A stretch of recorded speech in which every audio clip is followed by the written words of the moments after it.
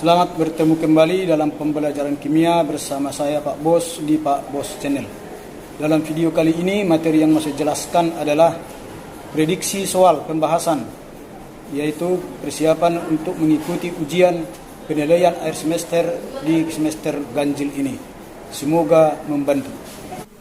Baiklah, setelah pada video sebelumnya saya telah menjelaskan contoh soal dan pembahasan satu soal untuk persiapan ujian penilaian akhir semester di kelas 10. Pada pertemuan ini saya buat lagi soal yang kedua. Prediksi soal yang kedua adalah sebagai berikut. Rumus senyawa serta jenis ikatan yang terbentuk dari pasangan Q dan Z yang elektronnya 13 dan 8, dan juga pasangan yang kedua X6 dan Y8 berturut-turut adalah A, B, C, D, dan E. Di sini ada opsi pilihannya. Mana nanti yang benar akan kita lihat setelah pembahasan berikut.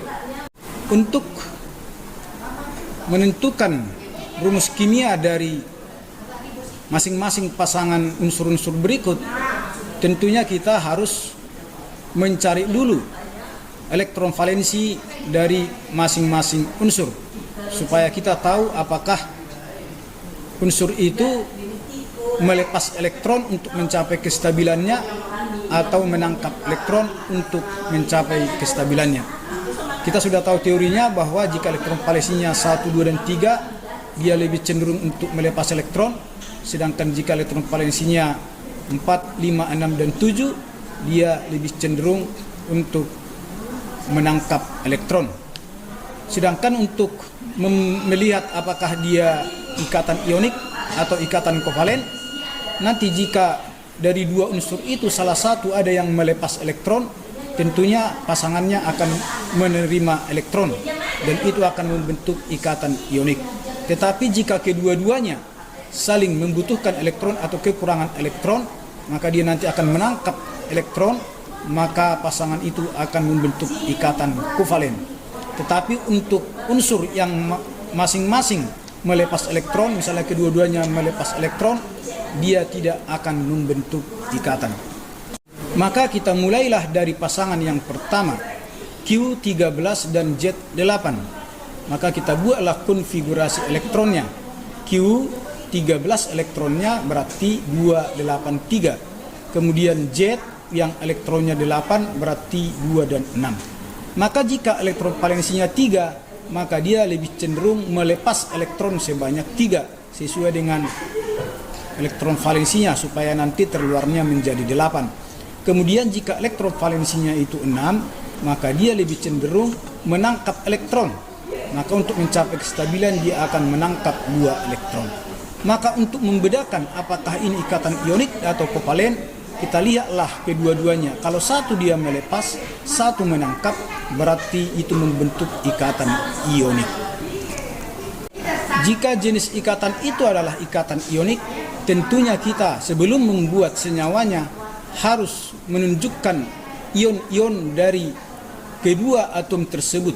Untuk yang melepas elektron, tentunya dia akan berubah menjadi ion positif.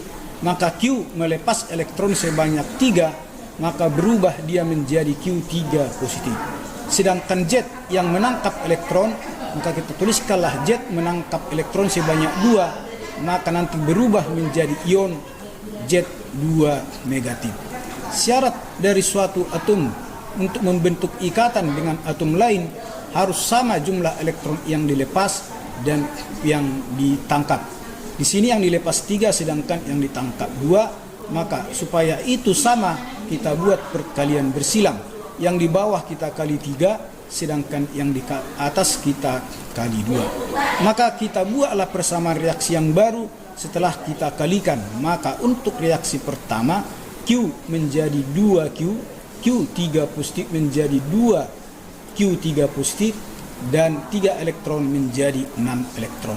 Kemudian reaksi yang kedua, Z karena dikali 3 menjadi 3Z dan 2 elektron menjadi 6 elektron, menghasilkan Z2 negatif menjadi 3Z2 negatif.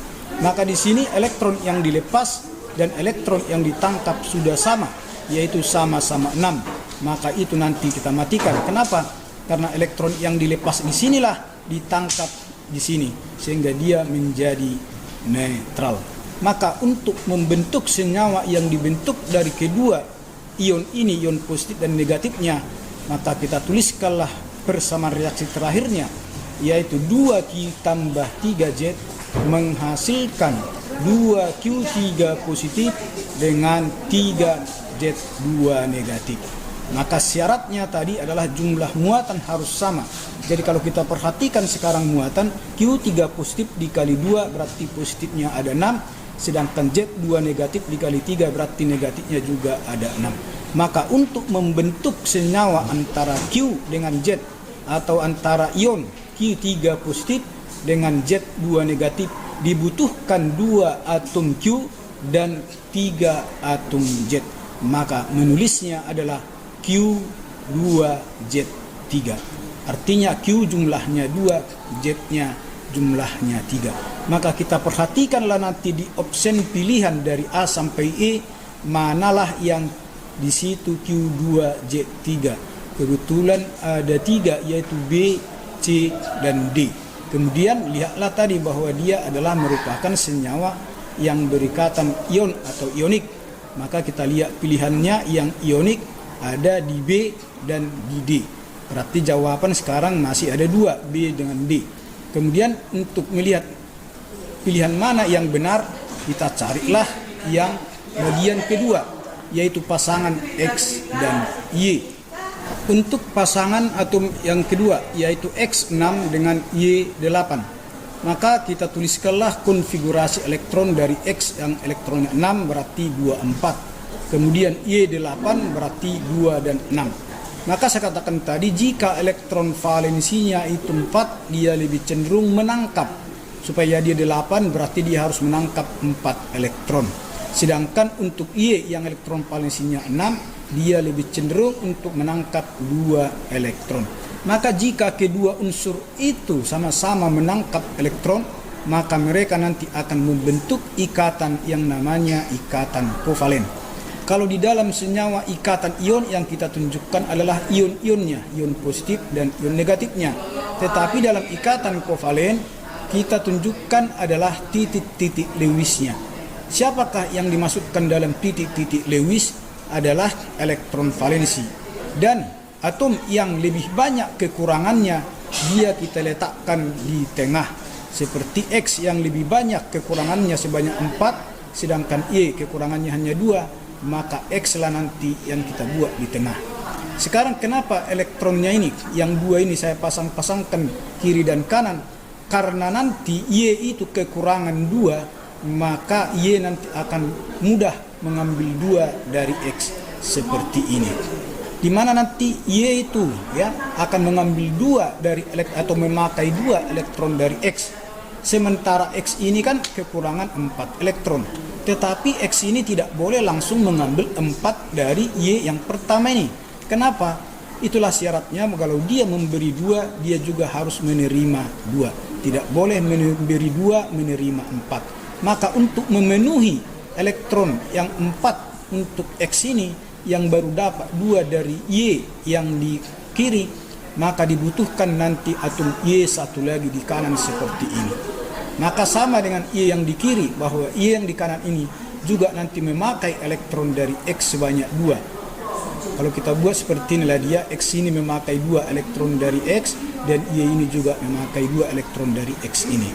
Maka untuk X yang di tengah, karena dia membutuhkan 4 elektron, maka dia memakai 2 dari yang di kiri dan 2 dari yang di kanan.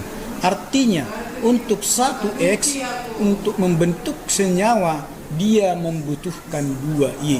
Kalau kita buat strukturnya kira-kira begini ya. Nah, kita sudah tahu bahwa 2 elektron itu membentuk satu pasang atau satu garis. Kalau 4 elektron berarti 2 garis, berarti ikatan rangkap.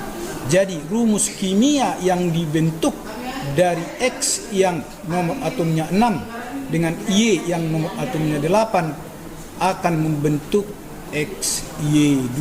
Artinya jumlah atom X-nya 1, jumlah atom Y-nya 2. Baiklah, sekarang kita lihatlah kembali ke option di atas, bahwa X, Y2 itu terdapat di A dan C dan D, tetapi dia adalah kovalen. Yang kovalen itu terdapat di A dan D. Kemudian tadi bahwa untuk Q2Z3 itu terdapat di yang ionik ya, yang ionik terdapat di B dan D. B dan D berarti tadi pilihan kan antara B dan D, kemudian masuk lagi yaitu XY2. XY2 itu terdapat di D karena yang B ini adalah X2Y terbalik. Berarti yang benar jawabannya adalah Q2Z3 ionik dan XY2 kovalen. Jadi inilah yang benar, Q2Z ionik itu tadi yang kita peroleh melalui ikatan ionik, kemudian XY2 kovalen inilah tadi yang kita peroleh dari ikatan kovalen. Maka jawaban yang benar adalah D. Demikianlah penjelasan contoh soal, yaitu soal prediksi penilaian akhir semester di semester ganjil kelas 10. Sampai sekian, sampai jumpa, salam sehat.